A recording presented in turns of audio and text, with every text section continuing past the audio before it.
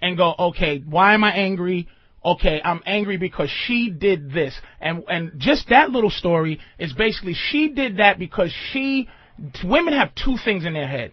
They have the thing that makes them go, I love you, you're a man, you're bigger than me, you're stronger than me, you fucking, I can't even open this pickle jar without you. And then it's the other side of their brain that goes, you faggot ass bitch, what the fuck you give a fuck? Why are you loving this motherfucker so much? So what they want is they want the girl shit at the expense of your manhood. They want your manhood when they want it. Here's the problem. I think you get a situation where men in general, when they meet women, they send the representative, what I call a representative. That's the public relation guy, the suit, where you have to send the Jerry curl guy with the gold teeth from the mailroom first. You got to send him up front. You can't do what? When you first meet a woman, you have to be the guy that you are, not with in mind that you're trying to lay her or plow. You got to be the guy that you are. But see, you're moving ahead because this is where we have to come in. Right. It's because you got to understand where this is coming. This show is to help all the guys to, first of all, to make sure that if you ever break up with your girl, I don't got to deal with this bitch and your lack of raising her correctly. And now I got to deal with it. If you don't raise your bitch correctly, right, you are potentially putting me in a fucked up situation if you don't raise her right. It's like having a child and you don't raise them in the house and then they walk out in the streets and they fucking rob people and they steal and they fucking say, hey baby, hey bitch. It's because the parent didn't raise them right. I got to deal with your horse shit, fellas. This show is basically to help men in a nutshell. Understand, to help you get to be able to introduce another option to how your girl thinks. Now, that's Patrice, what this show is about.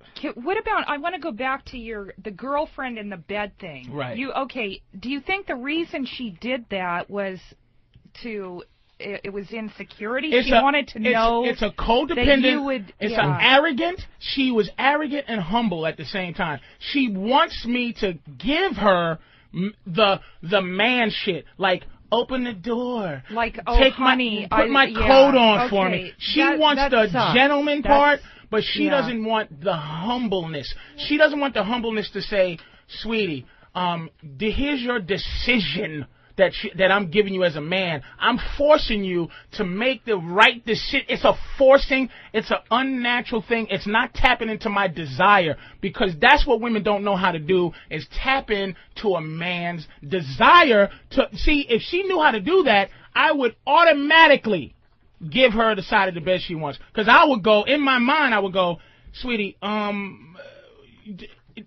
you might not be able to see if I'm on the side, and I'm getting tired, just lay on the side. But my mind wasn't so entrenched in her shit that I was just going, hey, I'll lay anywhere. But she had pretense. You understand? And I picked up on the pretense. That's what my stomach picked up on, was the pretense that she had to I'm like, what? And her question of where you want to sleep is not an honest question. Right. And that's the point. Primal instinct that we get as men. It just seems absurd to me. But of course. As a woman, though, I don't know. I don't do that. Whatever I think generally comes flying out of my mouth. Now, who's the proof that you don't do that, Kathleen? Because I find that hard to believe. Okay. Because you're a girl. Really? You're having trouble saying what you feel now. You're going, because she's bumbling over her words because she wants to, exactly, it's her other half. Dialogue. Let me tell you what's going on. If you're listening, I would not. If I wanted to watch TV, I would say, could I lay where I could see the TV? Yeah, but here's what happens. Shut up. I don't understand why anyone wouldn't. You don't, and stop. Because I've had conversations with you. You do a lot of this. Like, you ever talk to Kathleen? The one thing that bugs me is she goes, because she's trying to find the right thing to say. You're less emotional than most because you have a few personalities. Kathleen is like a chick dude, and she's in constant, both sides, her masculine and feminine aspects is always at odds. Right. It's always at odds. Because you're finding that way to say what you want to say. Do you understand? You don't have your primal instinct is not honesty. You don't come from honesty. You're not born in honesty. You're not born. Women are not born I would disagree in honesty. with you, You don't need to be. You don't need to have charisma. You don't need to figure it all out. You just need to have. Look it. Men have developed a lot of different verbal skills that women haven't because you haven't had to. There's no need for you to have a conversational ability. And when you do have conversational ability, you force it on guys because you know that most women don't. So you kind of just fly over guys like a big goddamn hawk and make a guy. I'm sorry. Listen. I force conversation on people. Go ahead, finish your thought. Hi. I'm sorry, you're wrong. I Why don't am I force wrong? conversation on people. You do. I mean, coming from you, Yeah. that's absurd. But I know what I'm saying is infinitely more interesting. I know what I'm talking about. Yeah, because I actually exactly. not That's only your do I have false something. Here's you're something you do to a woman that will work 99.9% of the time. If she says, "Here's what I think," all you have to do to combat her is go, "Why?" She never has the thought that actually is the purpose for her thought. She just has a thought, but there's never a reasoning. Guys always have a reasoning behind what we're saying. You always know that you're going to be questioned. Patrice, that there's a possibility that if you make a statement, you will be questioned about why you said that or Patrice, why you feel that way. You're very defensive. You're like So? there's constantly a battle. I need to with be. females. Yes. And men. Yes. Who the fuck else is going to do it if I don't? Who? Who's going to tell you to shut the fuck up if I don't? That's a good point. I just, the woman. That's a good point. Yeah. Because you know what?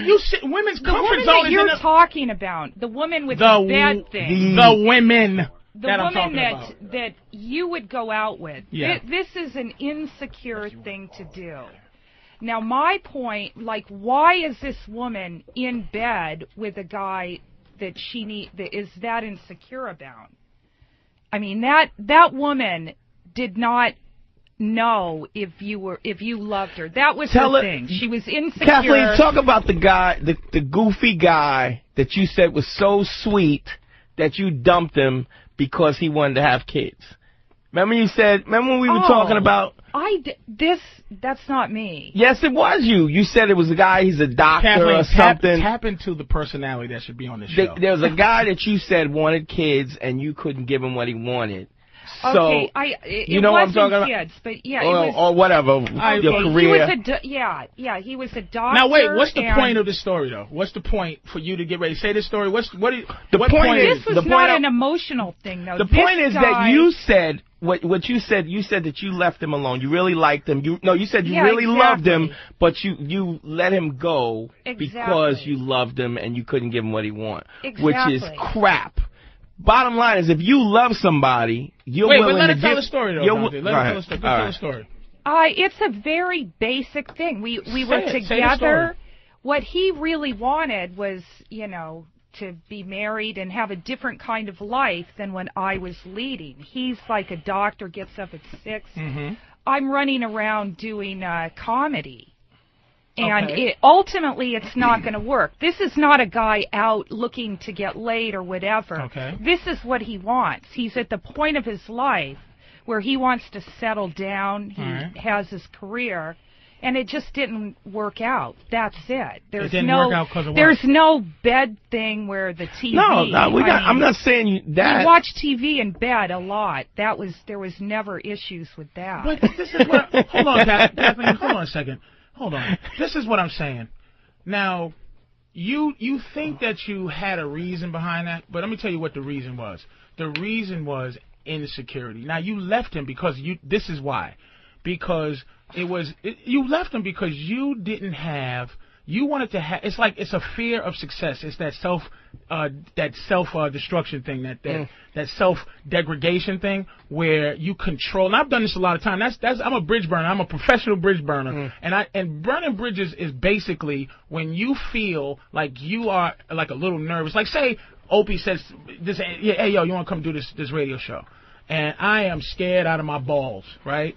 I come here, I do something to try to fuck up this radio show on my terms. Not come in here and give it a shot. Face the stress of maybe sucking, but gave it a good try. You were scared of failing in that relationship on his terms, not living up to the doctor. Because you said, why would you have to say he was a doctor? You know why? Because that puts him at a social level that you might. I'm a lowly comic. He's a doctor. Yeah. He wants certain things that I can't give him. So instead of giving it a shot and maybe giving him certain things, you said, fuck it, I'm out of here. Because you was afraid of losing it on his terms because you're a girl. But, Patrice, couldn't it just be the logistics of it? It would be like, okay, well, I'll be done at 10. I'll call you. It's 10:15. I call, he's asleep. Yeah. I wake him up. He's a little pissed. Yeah. I get there, it's 11:30. Does that sound like neediness? Doesn't he get a chance? Doesn't he get a chance to say? Why bother? Why not just?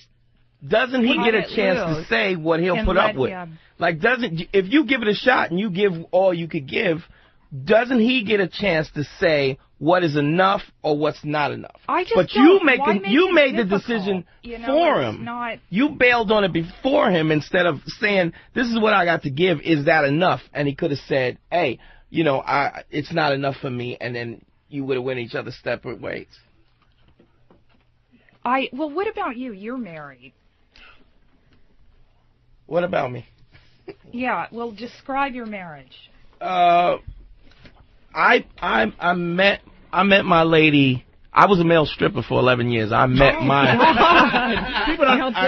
one of his lies. That's one of the 40 lies. I met her. And wait, you have to let him know. Not only was you a male stripper, he was the male stripper of this fucking in the tri-state region. And don't forget.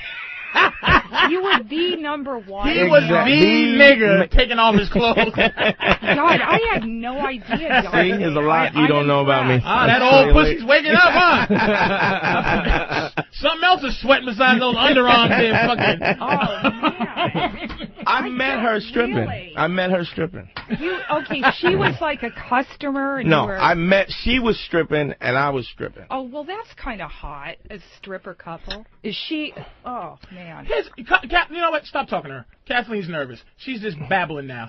Relax. Take a break. We're going to take a call in a minute. Because I can feel you. Trust me, everybody. Kathleen Roll is fucking amazing when she's not under a little bit of pressure. She feels a little pressure, and I'm going to say she's amazing. But calm down because she's like, wow. She's back and forth. She's like, yeah, that's hot. She has 14 personalities. Okay. Don't worry about it. We're trying to figure out which one. But she's fucking amazing. But she's like, I don't. This is what is great about her. She's perfect to have in here because, like every other woman, no man challenges her dumb statements. Like, she'll just make a statement and go, and then a guy will go, okay, I want to fuck you, so I'll just listen to your horse shit.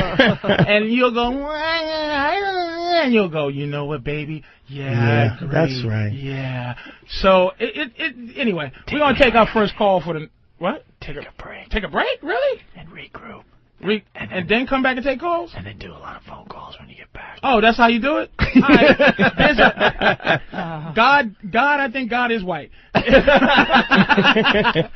a short break. Yeah, we're going to take a short break. The phones are lit, and you'll take phone calls from the listeners. We're going to take a short break. About their relationship problems. How's that sound? There you go. We'll do that. All right, we'll be back in whenever. More with the Black Phillip after these messages. Patrice O'Neal, a 2-hour relationship show. You're never gonna meet a girl whose hymen ain't broken. You mumble-mouthed, fat-tongued mongoloid. It's the whole truth. People are calling you the Black Dr. Phil. With Patrice O'Neal. Bad, like, retard Steve. Fuck me! Love me! Feed me! That's what you do! Oh, I wanted to bite his face when he said that. Dopey smile. I'm a good man. Shut up.